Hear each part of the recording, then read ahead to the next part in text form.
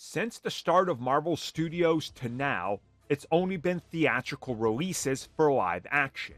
But with the success of Marvel Animation and an actual resurgence and an effort for Marvel Animation, Marvel Studios and Kevin Feige allegedly have their eyes set on an animated theatrical Marvel Studios release.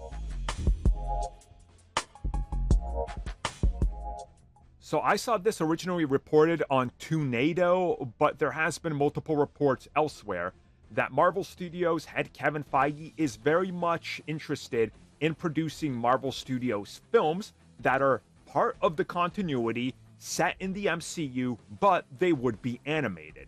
Some rumors have suggested that this would be CG animation, much like Disney animated films and Pixar, while others are saying no, it's going to be like What If, which doesn't make sense to me, so I'm going to go more with, yeah, it's probably a Disney CG animation like your Toy Stories or Frozen's and whatever else. And if that's the case, cool. I'm definitely interested in seeing this, but I do have some concerns and questions in regards to it, because animated films for Pixar and Disney bounce anywhere between $150 to $250 million.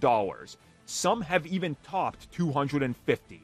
So, is it really smart to spend the same amount of money you would spend on a blockbuster Guardians or an Avengers film, making an animated film that's in continuity, and then bringing all these actors in to do their voiceover when you could just do that same film in live action? I hope I'm explaining this in a good way, right? I think I'm explaining myself, because just think about it. Let's say they want to make Young Avengers. I'm just using that as a spitball. This is what they're going to do. Young Avengers is going to be a CG animated film. Okay? But then it's set in the MCU. It's got to stick to the same properties, the same universe. The characters are going to cross over. Sam Wilson, Captain America, appears, voiced by Anthony Mackie. Okay, that's all cool.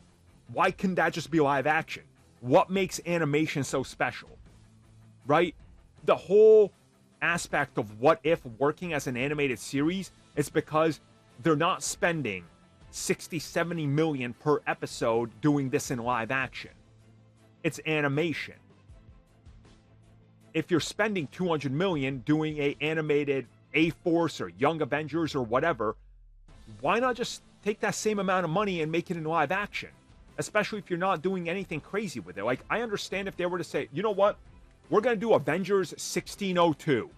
And instead of spending 350 million on set pieces and making it look like it's set in 1602, we're going to do it in animation for 150. Okay, I agree. That's great. That's cool.